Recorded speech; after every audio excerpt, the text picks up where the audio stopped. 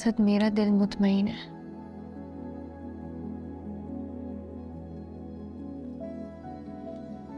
ज़ैनब भाभी को लगता है कि मैं उनकी मुजरिम हूं,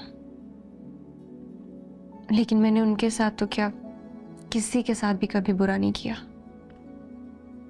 और मुझे यकीन है कि अल्लाह मेरे साथ भी कुछ बुरा नहीं होने देंगे। तुम्हारे इस यकीन को चैलेंज कैसे करूं? असद, हम मामा को अकेला नहीं छोड़ सकते।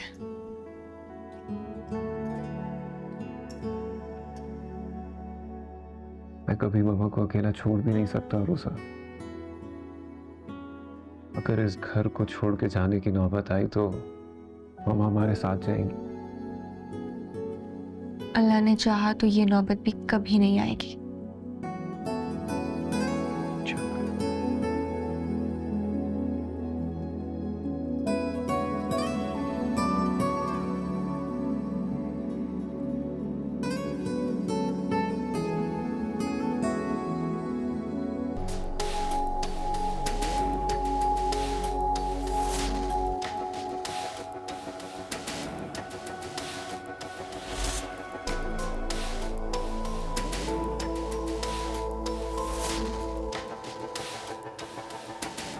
मेरा ज़ैनब भाभी के मिसकैरेज में कोई हाथ नहीं था और मुझे उनको ये यकीन दिलाना है। हाँ, तो इसमें यकीन दिलाने वाली कौन सी बात है भला? हमें पता है, लेकिन वो तो नहीं मानेगी ना। मानेगी? क्यों नहीं मानेगी? मैं ये साबित करके रहूंगी कि उनकी दुश्मन मैं नहीं हूं, बल्कि उनका दुश्मन इस घर में दंदनाता हुआ फिर रहा है।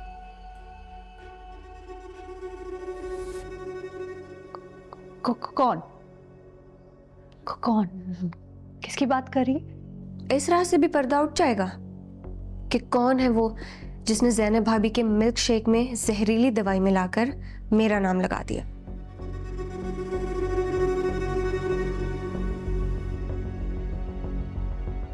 हाँ, किसकी तरफ इशारा है तेरा? बता। वो जो कोई भी है, इस जुर्म से भी पर्दाफाश हो जाएगा और जिसने भी ये किया है वो अपने गुनाह की सजा जरूर भुगतेगा, क्योंकि उसने सिर्फ एक बच्चे को नहीं मारा, एक मां की गोद को हमेशा के लिए सूना कर दिया है।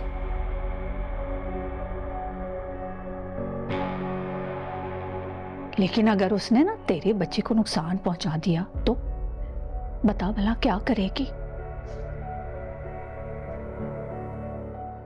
तुझे ना एक बात बताती हूँ, नवीद ना हद से बढ़ गया है। इधर नवीद ने ना अहमद के सारे शेयर्स खरीद लिए हैं। पता थी तुझे ये बात? नहीं थी ना पता? मैं बता रही हूँ तुझे।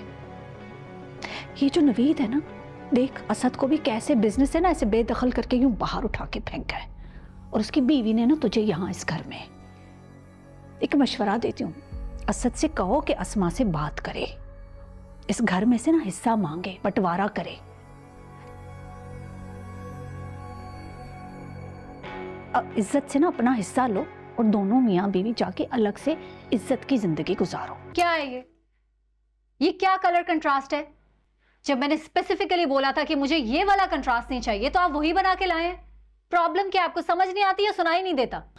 मैम, जो आपने सैंपल भेजा था उसमें यही कलर थे। तो सैंपल कॉपी करने को नहीं बोला था मैंने। इंसान थोड़ी अपनी अकल भी इस्तेमाल कर लेता है। आप प्लीज जाएं, हमारी बुटीक का कलर पैलेट डिसाइडेड है ना, उसी में से कलर्स निकालें, कोई अच्छा कॉम्बिनेशन बनाएं। This client wants something new, उसको कुछ अच्छा सा कलर कॉम्बिनेशन बना के दे।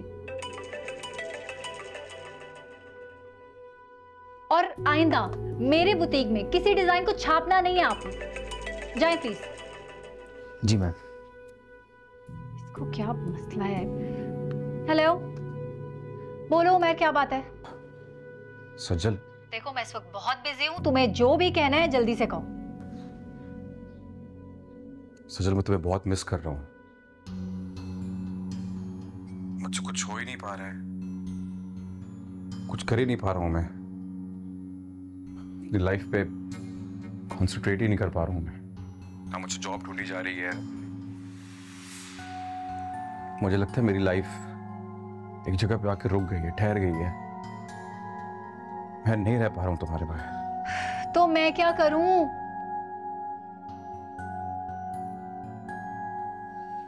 देखो उमर, मुझसे तुम्हारी जितनी हेल्प हो सकती थी ना मैंने की है, और अभी भी अगर तुम्हें जरूरत है मुझे बोलो, मैं तुम्हें 1-2 महीने की सैलरी भेज देती हूँ।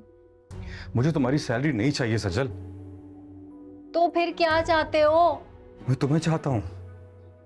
और सजल, तुम भी तो मुझे पसंद करती थी ना? हाँ भाई, मैं तुम्हें पसंद करती हूँ, लेकिन सिर्फ इसलिए कि तुम एक अच्छे और शरीफ इंसान, और तुमने मेरी बहुत मदद की है। मैं इस बात को डिनाई नहीं कर रही, ना कभी करूंगी कि तुम बहुत हेल्पफुल हो।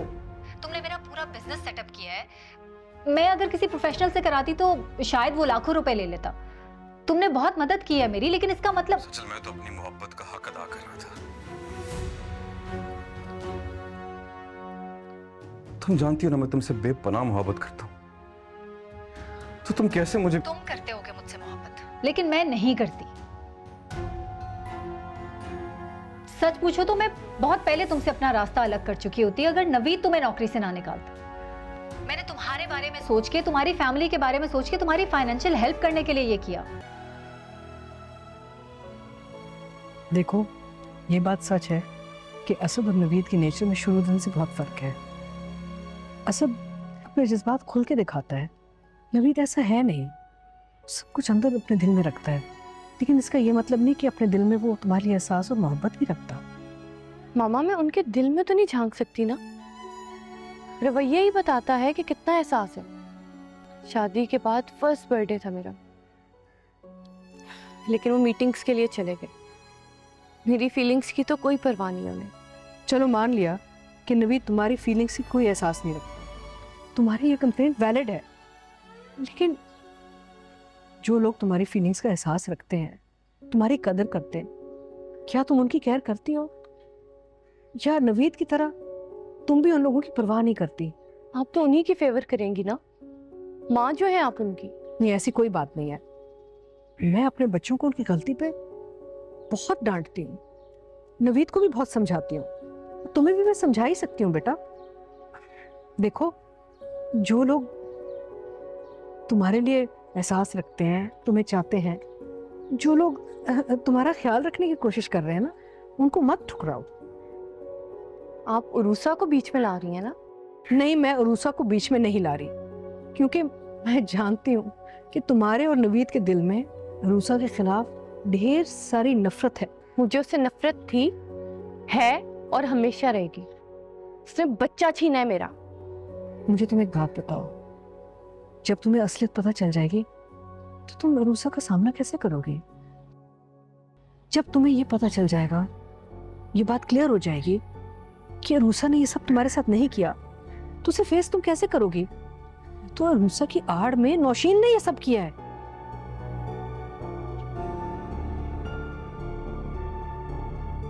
नौशीन आंटी? हाँ, अरूसा ने तो सिर्फ मिल्कशेक बनाया था तुम्हारे लिए, दवाई तो नौशीन ने डाली थी उसमें।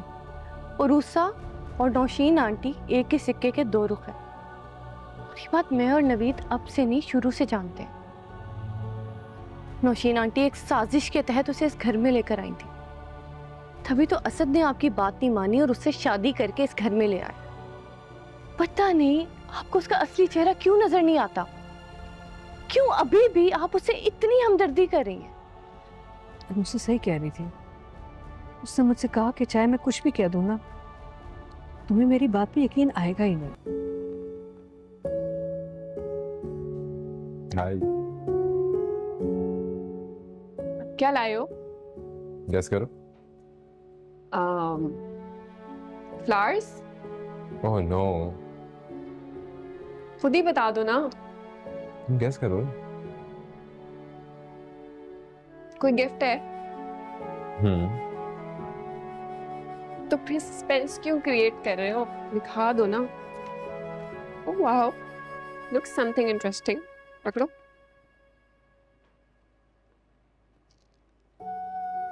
वाओ, पसंद आया तो? Do you like it?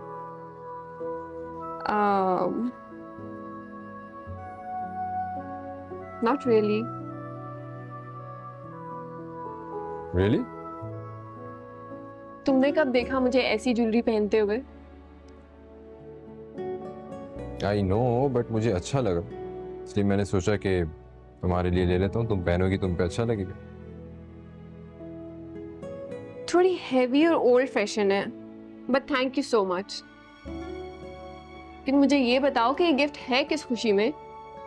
हाँ, वो एक्चुअली जो लास्ट शिपमेंट वाला ऑर्डर था वो डिलीवर हुआ है, तो उस पर काफ़ी अच्छा प्रॉफिट हो गया था, तो आई वॉज हैप्पी। मैंने सोचा तुम्हारे लिए अच्छा सा गिफ्ट लेकर जाता। और फिर नेक्स्ट मंथ हमारी वेडिंग एनिवर्सरी भी है, तो बट तुम्हें पसंद ही नहीं आया। No, it's okay. तुम ऐसा करना कि तुम इस ज्वेलर के पास जाना और अपनी मर्जी से इसको एक्सचेंज करवा के कुछ और ले लेना। Are you sure? Damn sure. बस ठीक है, मुझे जैसे 1-2 दिन में टाइम मिलता है मैं जाके इसको एक्सचेंज करवा लूंगी।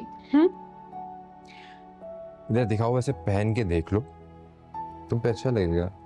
बड़े दिल से लिया मैंने। हाँ, दिखाओ, देखो इसको।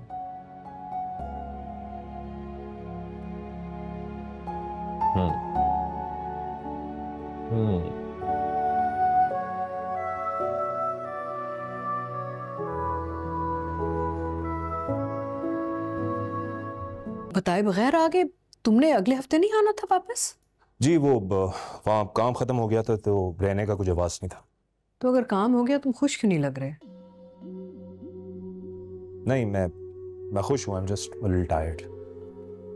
सफर में इंसान थक तो जाता है, जाके आराम करो, और जब तक थकन खत्म ना हो ना, दफ्तर ज्वाइन नहीं करना। वो कहाँ है ज़ैनब? अपने कमरे में। आप ठीक हैं? मैं ठीक हूँ, तुम आराम करो जाके। चल। अनुसा बेटा, कुछ उनके खाने का बंदोबस्त देख लो, सब ठीक है किचन में के लिए?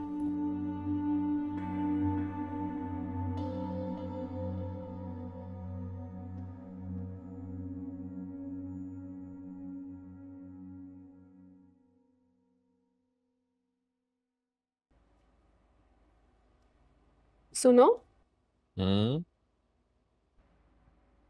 तुम मुझसे खफा तो नहीं हो? खफा मैं क्यों हूँ तुमसे? मुझे लगा तुम मुझसे अपसेट हो गए। तुम इतने प्यार से मेरे लिए गिफ्ट लेके आए हो और मुझे अच्छा नहीं लगा। है ना, ये भी कोई बात है भला खफा होने वाली? कैसी बातें कर रही हो तुम? वैसे गलती मेरी है, मुझे तुम्हारी पसंद का ख्याल रखना चाहिए था। लेकिन मुझे ना अभी भी कोई एतराज नहीं है। तुम कहते हो तो मैं वो गिफ्ट रख लेती हूँ। क्या फायदा? वो अगर तुम रख भी लोगी तो पहनोगी नहीं। इससे अच्छा ये है कि तुम उसे जाकर एक्सचेंज करवा कर अपनी पसंद से कुछ ले लेना।